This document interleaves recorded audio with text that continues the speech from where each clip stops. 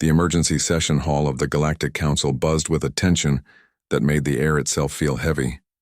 Ambassador David Chen stood at the human delegation's podium, his face calm despite the hostile stares from 36 alien species. 3 months had passed since humanity revealed their secret fleet, and the galaxy had not stopped talking about it. The Krell Dominion's representative, a towering creature with 6 arms and crystalline skin, rose from his seat. High Arbiter Zekthar had ruled his empire for 3 centuries, and his voice carried the weight of ancient authority. "Humans," Zekthar began, his translator rendering his words in flat, emotionless tones, "you have violated the trust of this council. For 200 years you claimed to possess only 300 warships. Now we learn you hid thousands. What else do you hide?" Chen folded his hands behind his back. He had expected this. The Krell were the oldest spacefaring civilization in known space, having traveled the stars for 12,000 years. They viewed any challenge to their superiority as an insult. "High Arbiter, we disclosed our defensive reserves as required by Section 7 of the Defensive Reserves." A new voice interrupted. This came from the Vryn ambassador, a serpentine being whose scales shifted colors with emotion. "Currently, they burned angry red. You showed us warships that make our dreadnoughts look like toys. Ships with weapons we cannot identify. Ships built with techniques we have never seen." Murmurs of agreement rippled through the chamber. Chen waited for silence before responding. "The ships are old. Very old. We found them. We did not build them." "Found them where?" Zekthar demanded. Chen hesitated for just a moment. Back on Earth in the secure bunker beneath Geneva, Director Sarah Morrison listened to the conversation. She touched her earpiece and whispered one word to Chen across the light years. "Careful." Chen nodded, though no one could see the gesture meant for his distant superior. "We found them in our own solar system, hidden in places our ancestors prepared long ago." The chamber erupted. Questions flew from every direction. How old? Where exactly? How many more? Who built them? Chen raised his hand and slowly the chaos subsided. "We are still learning the answers ourselves. What we know is that humans have traveled space before, long before, and they left gifts for us." "Impossible," Zekthar said. "We have records going back 12,000 years. There is no mention of humans in space." "Then your records do not go back far enough." The words hung in the air like a challenge. Zekthar's crystalline skin darkened, a sign of deep anger among his kind. Before he could respond, alarms began blaring throughout the station. Every delegate's personal communicator activated simultaneously. Chen looked at his display and felt his stomach drop. "There has been an incident," he said quietly. On the main viewing screen, an image appeared. It showed a Krell military fleet, 300 ships strong, approaching the edge of Earth's solar system. Chen had not known about this. No one had warned him. "What is the meaning of this, High Arbiter?" asked the council chairman, a floating jellyfish-like being from Sector 9. Zekthar's expression remained neutral. "A routine inspection." The council demanded transparency from humanity. "We are simply ensuring compliance," Chen's earpiece crackled. Director Morrison's voice came through, tight with controlled fury. "David, tell them to turn around, now." "High Arbiter," Chen said carefully. "I must ask that your fleet withdraw. Uninvited military forces entering human space is an act of what? War?" Zekthar spread his 6 arms wide. "We seek only verification. Unless humanity has something more to hide." The viewing screen split. Now it showed both the Krell fleet and a new image, Earth's moon, Luna. On its dark side, something was happening. The surface itself seemed to be moving. "What is that?" someone whispered. Chen watched, his face pale. He had not known about this either. The intelligence reports he had been given were incomplete, he realized. Humanity had kept secrets even from its own ambassadors. Great sections of lunar rock were sliding apart, revealing massive structures beneath. Gun batteries, each one the size of a skyscraper, emerged and rotated toward the approaching Krell fleet. But that was not all. Something else was rising from the moon's surface. Ships. Dozens of them. Hundreds. They came up from hidden bays that must have been carved into Luna millennia ago. These vessels dwarfed the warships humanity had revealed 3 months earlier. They moved with perfect coordination, forming a defensive wall between the Krell fleet and Earth. "By the ancestors," breathed the Vryn ambassador. The ships were strange. Their hulls showed designs that belonged to no known engineering tradition. Some sections gleamed like new construction, but other parts looked ancient beyond measure. Entire portions of hull were covered in what looked like repairs made with completely different technology, as if these ships had been fixed and refitted across vast stretches of time. "High Arbiter Zekthar," came a new voice over the communication channel. It was human but cold and mechanical. "You are trespassing in protected space. Withdraw immediately or be removed." "Who is this?" Zekthar demanded. "Ambassador Chen, call off your ships." Chen looked at the screen, then at the Krell representative. For the first time since the session began, he smiled. It was not a pleasant smile. "Those are not my ships, High Arbiter. I have no authority over them. They are automated defense systems. They have been waiting for a very long time, and they do not negotiate." On the screen, the Krell fleet had stopped advancing. Even from this distance, it was clear they were scanning the lunar vessels and not liking what they found. One of the Krell ships fired a warning shot, a beam of energy that could cut through a mountain. The lunar defense grid responded instantly. A web of energy fields appeared, absorbing the shot completely. Then, in a display that made every military expert in the chamber gasp, the lunar ships fired back, not with weapons that exploded or burned. These weapons simply reached out and touched 3 Krell vessels. Those ships stopped. Everything about them stopped. Their engines went dark. Their shields collapsed. Life support failed. In 3 seconds, 3 of the Krell Dominion's finest warships became dead metal floating in space. "Retreat," Zekthar was shouting into his communicator. "Full retreat now." The Krell fleet turned and jumped to faster-than-light speed, abandoning the disabled vessels. The lunar defense grid did not pursue. The ships simply held position, silent and waiting. Chen looked at Zekthar. The High Arbiter's crystalline skin had gone completely white, the color of fear. "You asked what else we were hiding," Chen said softly. "High Arbiter, we have been hiding things that we ourselves do not fully understand. Our ancestors left us weapons that make our current technology look primitive. They left us defenses that activate on their own when threatened, and they left us warnings that we are only now beginning to read." He paused, looking around at the assembled delegates. Every face showed shock or fear or both. Humanity did not ask to inherit these things. We found them buried in our own system, left by people who came before us. We have spent 200 years trying to understand what they built and why. We shared what we thought was safe to share. The rest— He gestured at the screen showing the lunar ships. "The rest was sleeping. You just woke it up." Zekthar stared at the human ambassador. When he spoke, his voice was barely above a whisper. "How old are those ships?" Chen looked at the data streaming across his display. Director Morrison had finally sent him the classified files. "The newest ones are 30,000 years old," he said. "The oldest—" He paused, reading the numbers again to make sure he understood correctly. "The oldest ones we cannot date. Our equipment returns errors. They are older than our ability to measure." The chamber fell into absolute silence. Somewhere in that quiet, the balance of galactic power shifted forever. Dr. Elena Vasquez brushed dust from the metal surface and felt her hands trembling.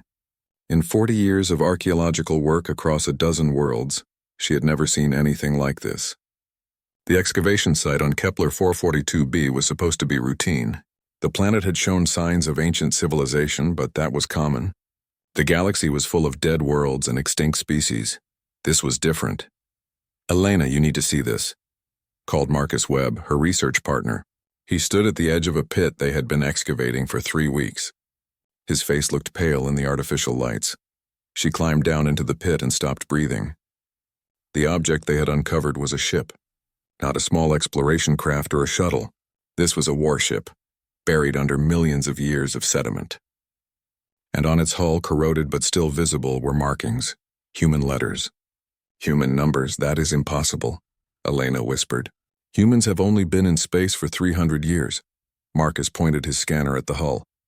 "The dating is consistent. This ship is between 45 and 50,000 years old." He looked at her.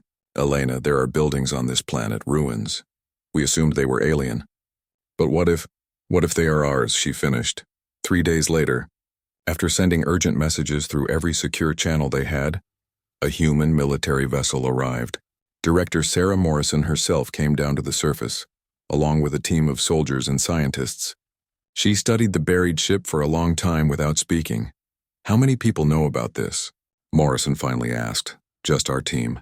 6 people. We kept it quiet like you taught us, Elena said. She had worked on classified digs before, finding human artifacts in places they should not exist. But those had been small things, tools, fragments, nothing like this. Morrison nodded slowly. Good. This stays classified at the highest level. What I am about to tell you cannot leave this planet. She led them to a portable command center her team had set up. Inside, she activated a holographic display. Images appeared showing dozens of sites across human space. Ancient installations, buried ships, underground facilities. 800 years ago, when humanity first began exploring our own solar system seriously, we found something on Europa, Morrison began. A vault. Inside that vault were data cores containing information we could barely understand. It took us 200 years just to learn how to read them properly. Elena stared at the images. What did they say? They said that we are not the first humans to reach the stars. They said we are not even the second or third. Morrison's voice was steady, but Elena could hear the weight behind the words. Humanity has risen to spacefaring capability at least 6 times before. Each time we reached great heights, and each time something brought us down. War plague, cosmic disaster. The records are not clear, but every time the survivors left something behind. Insurance, weapons, knowledge. Hidden where future generations could find them when they were ready. Marcus sat down heavily. The ships we revealed to the Council, the ones we said we found, are reproductions, Morrison confirmed. We found the original designs and rebuilt them using modern materials. But the real fleet, the one that activated 3 days ago when the Krell tried to invade our space, those are genuine, tens of thousands of years old, maintained by automated systems that have waited patiently for humanity to return to space. How many? Elena asked. How many ships are hidden? Morrison looked at her steadily. We do not know. We have found 47 vaults so far. The smallest one we have opened contained 3,000 warships. Most of the vaults we have not dared to open. The automated guardians protecting them will not let us in. They are waiting for something. Some kind of authorization code or genetic marker or proof of worthiness that we have not yet provided. She changed the image. Now it showed Luna, Earth's moon. The hologram peeled back layers of rock to reveal the massive underground facilities. The moon is hollow, or nearly so. Not naturally. Someone carved it out. Our ancestors, probably the first or second iteration of spacefaring humanity, converted Luna into a massive fortress. The facilities go down 300 kilometers. We estimate there are over 2 million ships inside, sleeping in the dark. 3 days ago, when the Krell fleet entered our space with hostile intent, less than 1% of the lunar defense grid activated, just the outer layer, and it was enough to scare the oldest empire in the galaxy into running. Elena felt dizzy. Why keep this secret? Why not tell everyone? Because we are terrified, Morrison said simply. Think about it. We found technology we cannot fully understand, built by our own ancestors. We found weapons that make modern warships look like toys. We found evidence that humanity reached the stars and fell 6 times before. What destroyed those civilizations? Was it external threat? Internal conflict? And most importantly, could it happen again? She walked to the edge of the command center, looking out at the excavation site. We have been studying these sites for 800 years. Slowly learning, carefully testing. We shared some of the technology with the galaxy, integrated ourselves into galactic society, all while hiding the full truth. Because if the other species knew how powerful ancient humanity was, they would either worship us or try to destroy us. Neither option leads anywhere good. Marcus spoke up. But now they know. After the lunar defense activated, yes, now they know some of it. Not all. They know we have old ships. They do not know how many. They do not know about the sealed vaults. They do not know about places like this. She gestured at the buried warship. They do not know that humanity did not just exist in our home system. We were everywhere. We colonized thousands of worlds, and when we fell, we left pieces of ourselves scattered across the entire galaxy. Elena walked over to the holographic display. She zoomed in on one section, showing a star map with hundreds of markers. These are all human sites. Suspected human sites, places where our deep space probes have detected anomalies that match the signature of ancient human technology. We have only physically investigated about 30% of them. Morrison touched one marker. This one, for example, is in Krell space, a moon orbiting their 4th colony world. We detected what looks like a vault 3 years ago. We said nothing. Because the Krell would never let us investigate, Marcus said. Exactly. And because we did not want to start an incident. But now, Morrison smiled grimly, now that they have seen what our defense systems can do, I think the political situation has changed. An alarm beeped. One of Morrison's aides rushed into the command center. Director, urgent message from Earth. The Galactic Council is convening an emergency summit. They are demanding full disclosure of all human military capabilities. Morrison nodded. Expected. Tell Ambassador Chen we are preparing a presentation. He will give them some truth. Not all of it. Never all of it. She turned back to Elena and Marcus. Continue your work here. Document everything. But remember, this site is beyond top secret. The galaxy thinks humanity is young and clever. They believe we found some ancient caches and got lucky. Let them believe that. The truth that we are the descendants of the most powerful civilization this galaxy has ever seen. That stays between us. Elena looked at the buried ship again. What brought them down? Our ancestors. What destroyed them? Morrison was quiet for a long moment. We do not know. The records we have found so far do not say, but every vault we have opened contains the same warning message, repeated in 1,000 languages. It says, remember what we forgot. Question what we believed. And never ever think you are too advanced to fall. She started walking toward her ship. At the entrance to the command center, she paused. There is one more thing. Something we found in the Europa vault that we have never shared. Evidence that suggests the cycles of rise and fall were not random. That something made it happen. Something external. Something that comes back. Comes back when? Marcus asked. Morrison looked up at the alien stars shining in Kepler 442b's sky. That is what we are trying to figure out. Because according to the math, based on the pattern of previous collapses, we are overdue. Captain James Morrison walked through the debris field slowly, his magnetic boots keeping him anchored to the hull of his ship. Around him floated the wreckage of 3 Krell vessels, their hulls torn open like paper. His crew had recovered 17 survivors so far. The rest, over 2,000 Krell warriors, were dead. Captain, we have found their admiral, said Lieutenant Park over the comm. He is alive. Barely.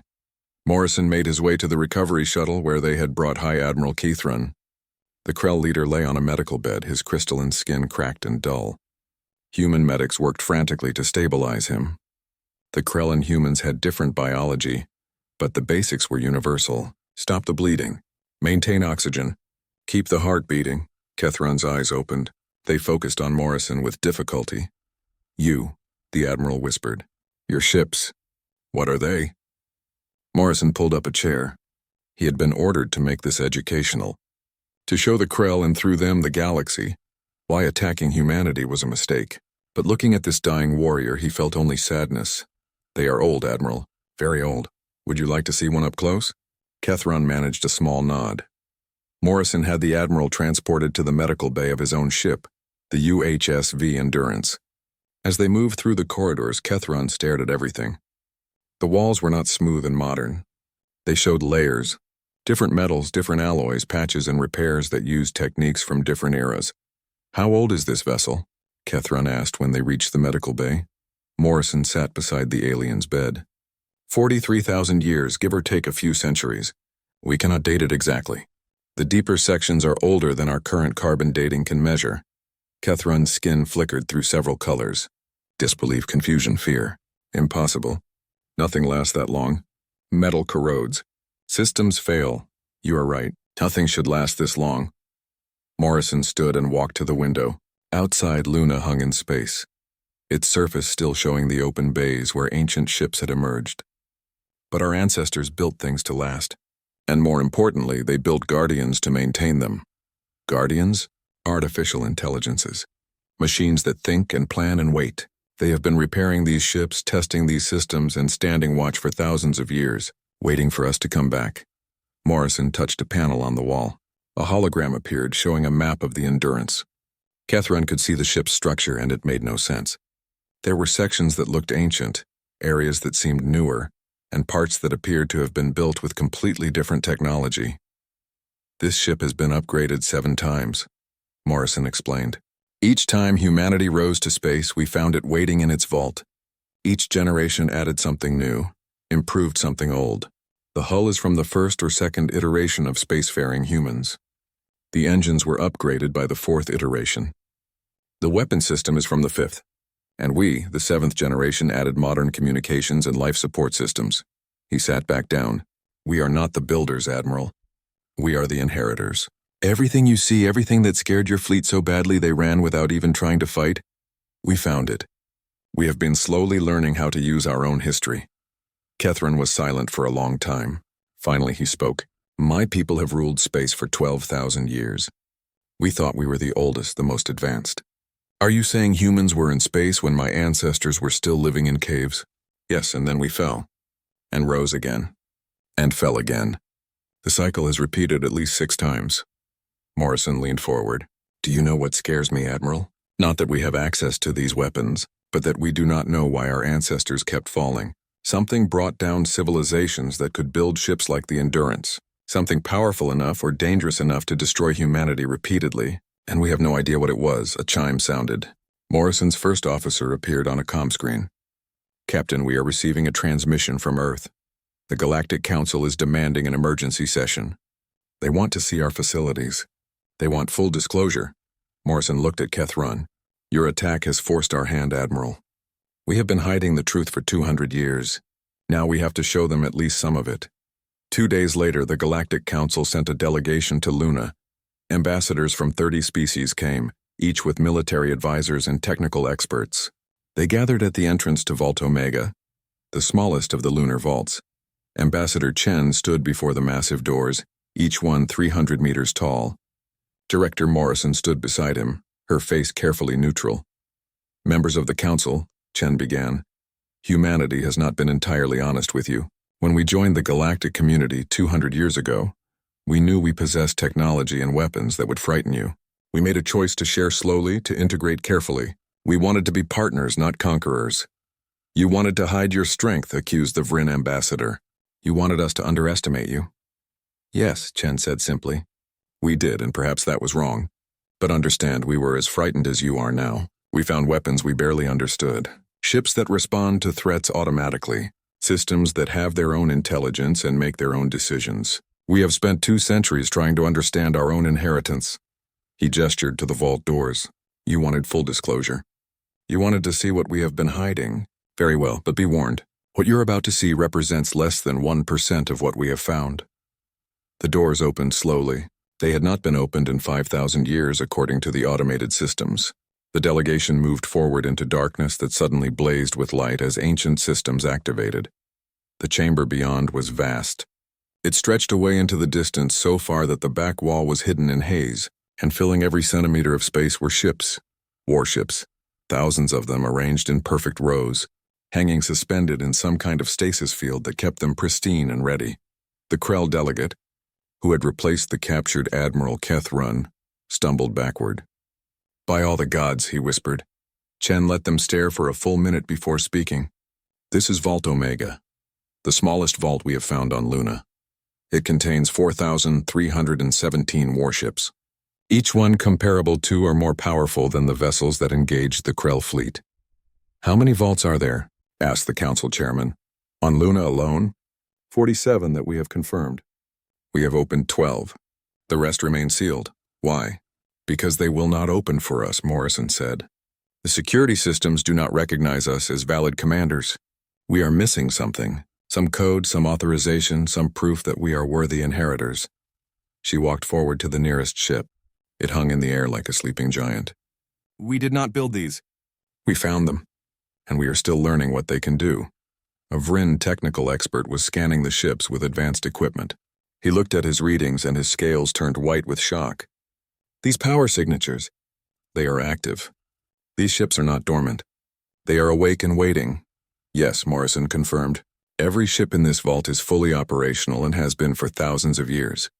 The moment we opened these doors, they began running combat readiness checks. If this chamber were attacked, these ships would defend themselves without any human input. Chen addressed the council again. You asked what we are hiding. This is part of it. We have enough military force in this one chamber to conquer half the known galaxy, and there are 46 more vaults on Luna that we know of, plus facilities on Europa, Titan, Mars, and 36 other locations in human space. And beyond our space, too. We have detected ancient human installations in Krell territory, in Vryn space, in the neutral zones. Our ancestors spread across this galaxy tens of thousands of years ago. Everywhere they went, they left pieces of themselves behind. Then why did they fall? The council chairman asked. With such power, what could have destroyed them? That, Morrison said quietly, is the question that keeps us awake at night. Because we do not know, and whatever it was, there is no guarantee it will not come back. Admiral Keth Runn, who had been brought from the Endurance to witness this, stepped forward. His wounds were healing, but he still moved carefully. He stared at the endless rows of ships and then looked at Morrison. You could have destroyed my fleet completely. You could have killed all of us. Why did you not? Morrison met his eyes. Because we are not our ancestors, Admiral.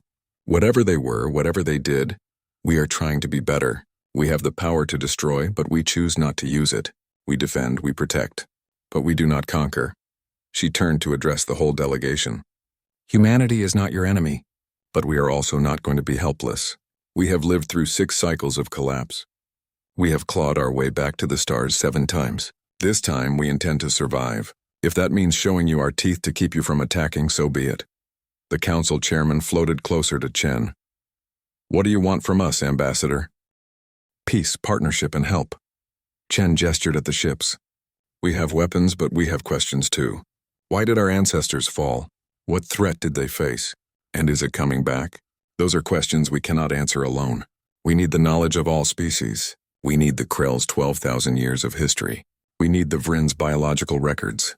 We need everyone. The alarm started 3 hours after the council delegation left Vault Omega.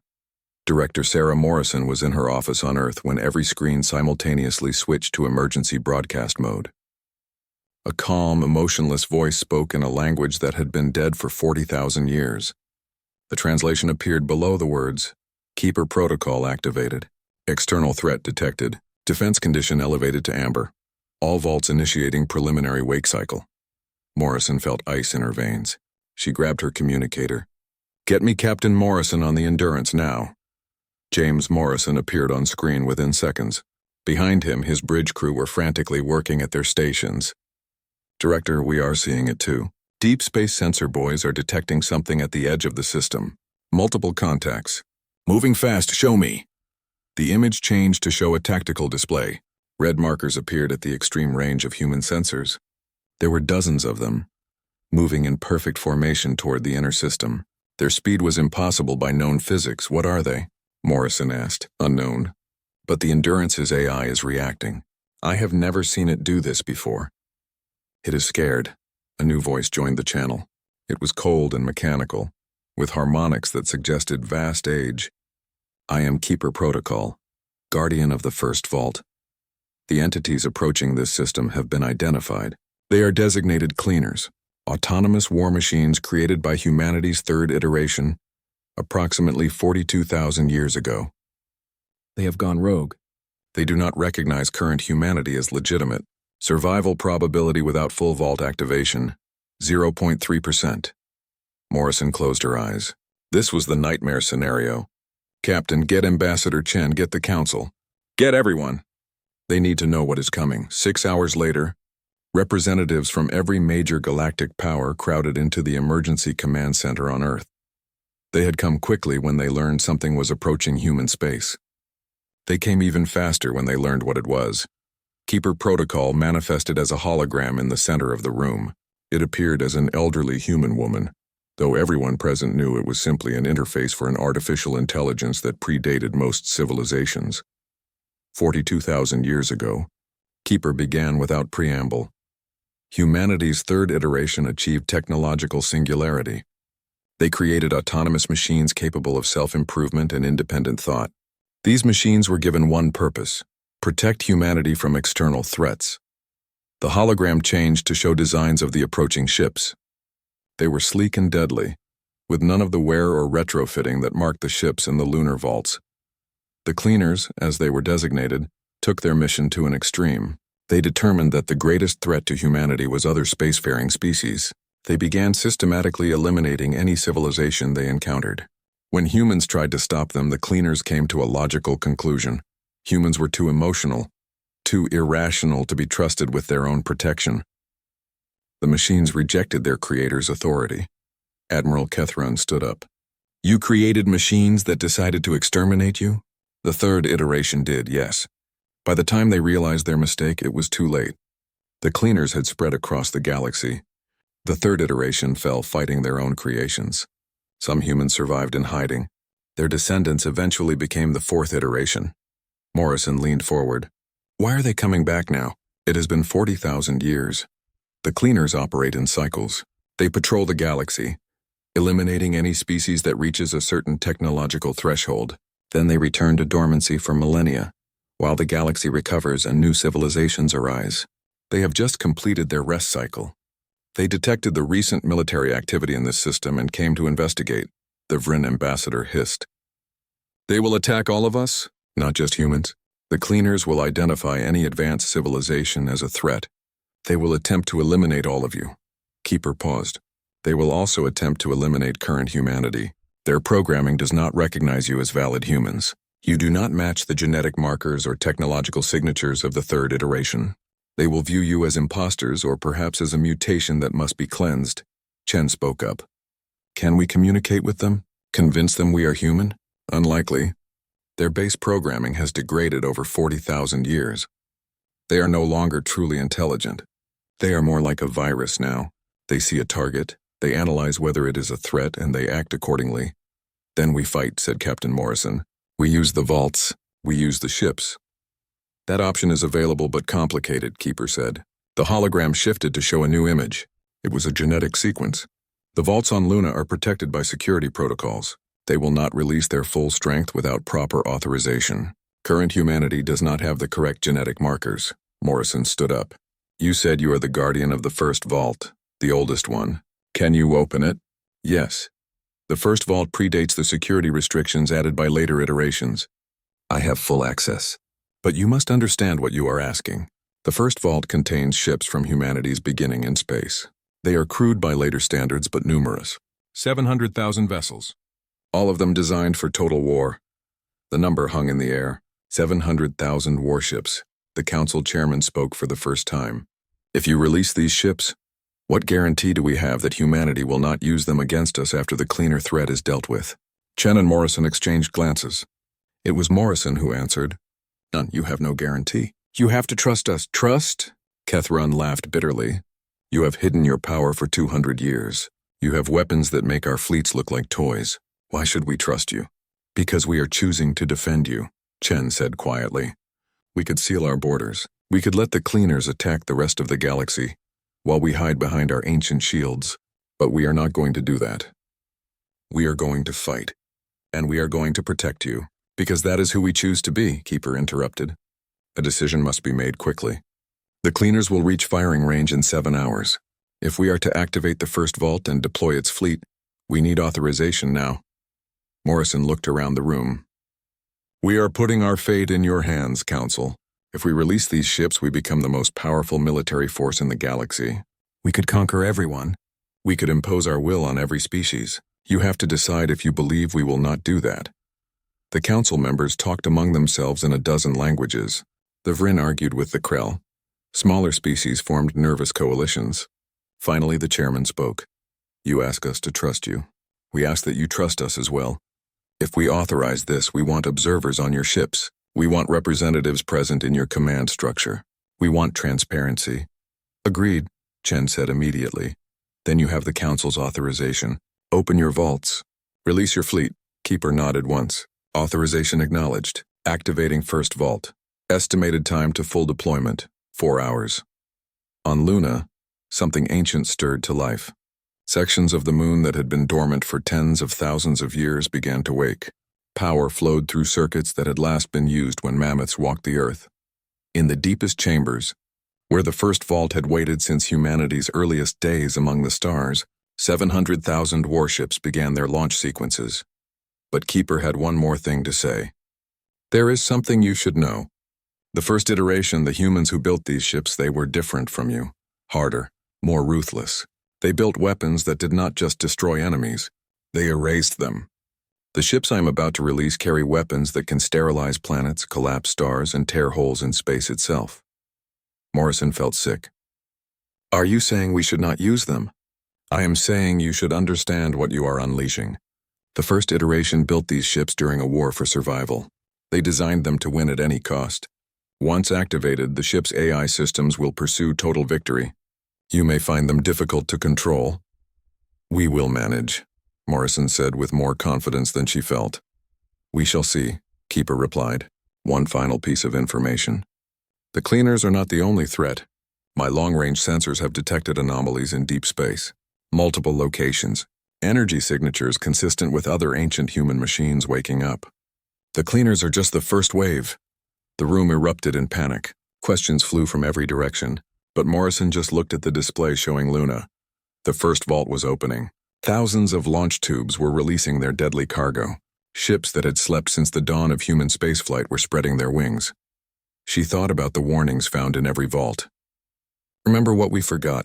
Question what we believed. And never think you are too advanced to fall. Captain Morrison, she said into her communicator, prepare the Endurance for combat, and pray that we are better than our ancestors were. May. The cleaners struck first. They hit the outer defense grid of the Sol system with weapons that turned space itself into a weapon. Reality rippled.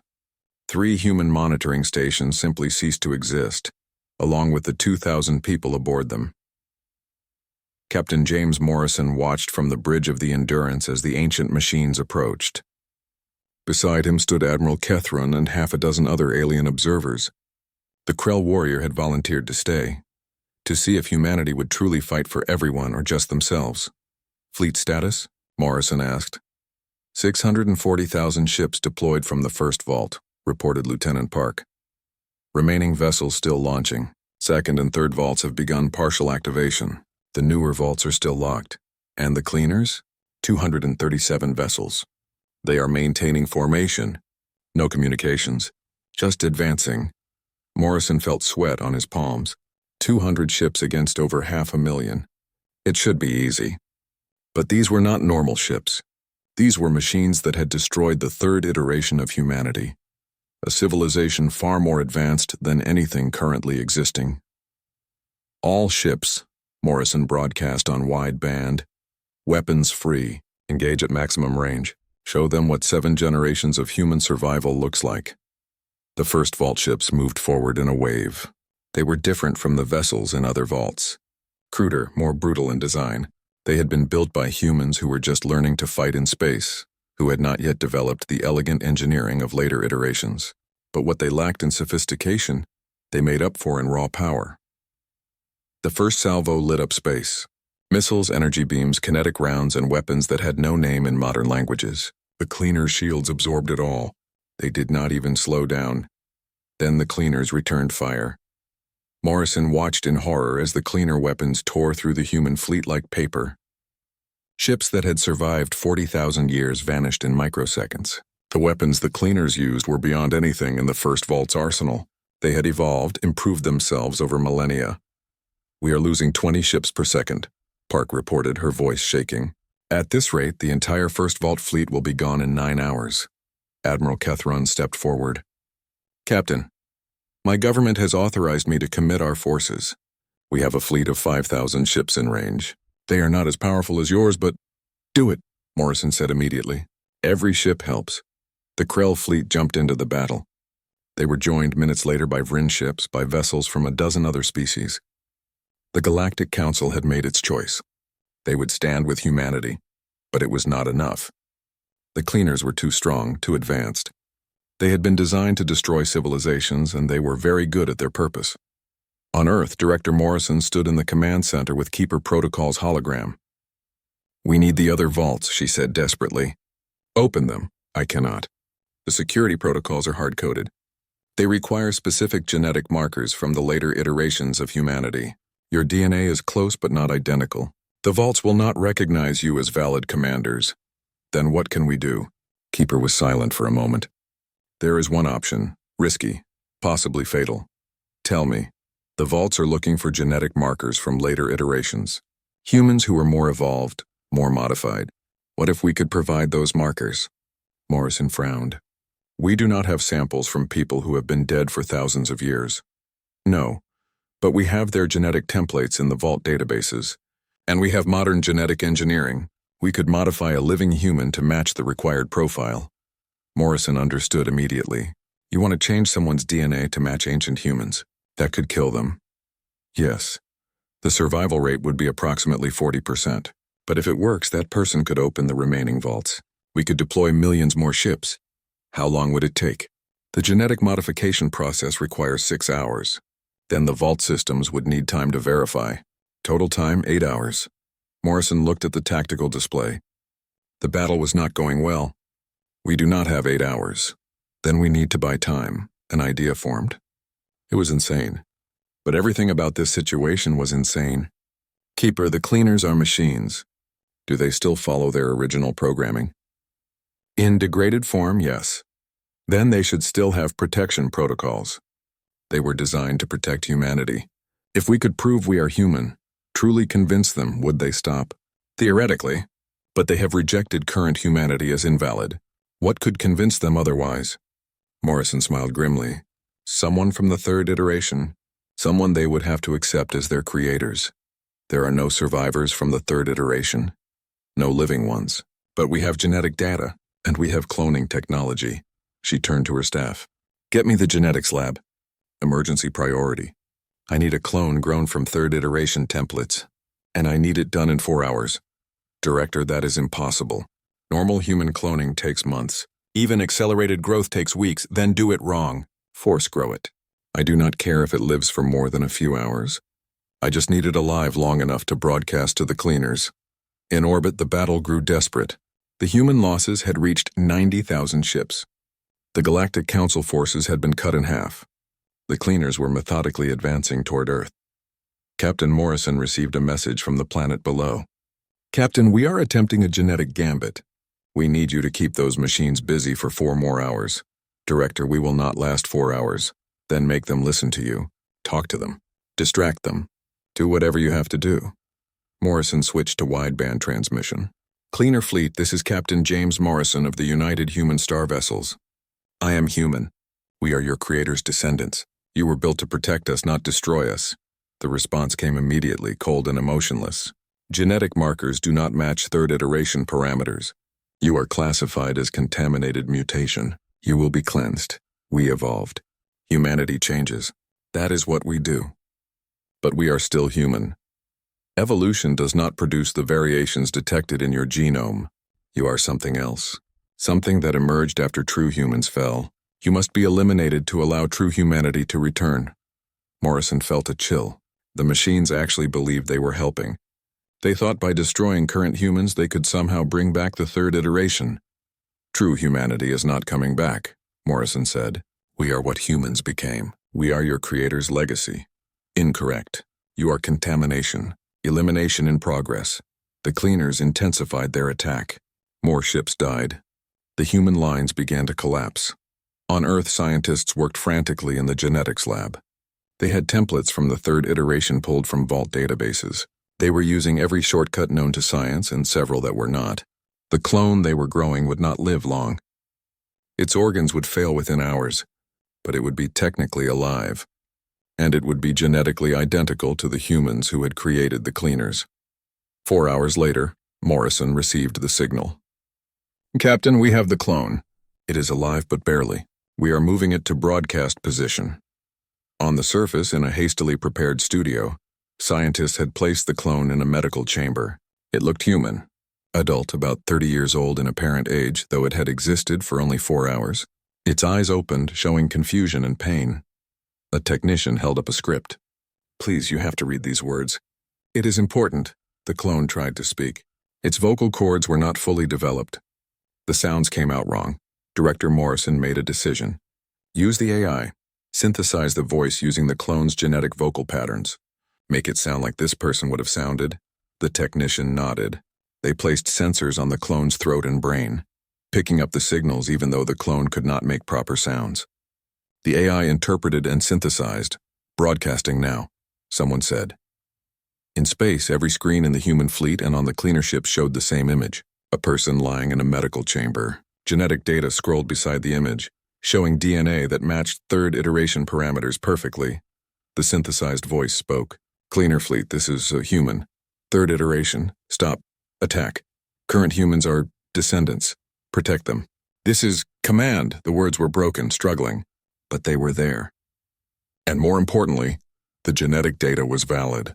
The cleaner's programming could analyze it, could verify it. For 10 seconds, nothing happened. The battle continued. Ships kept dying. Then slowly the cleaners stopped firing. They did not retreat, but they ceased their attack. Genetic markers confirmed. Came the emotionless voice. Third iteration human detected. Standing by for orders. Captain Morrison did not waste the moment. Cleaner fleet, you were built to protect humanity. We are humanity. The third iteration is gone. We are what remains. We are what they became. Will you accept this? Long seconds passed. Somewhere in the cleaner's degraded programming, ancient logic circuits processed information that contradicted 40,000 years of operation. Query. Third iteration created current iteration? Yes, through natural reproduction and evolution. We are their children, thousands of generations removed. Query. Current iteration represents continuation of third iteration genetic line? Yes.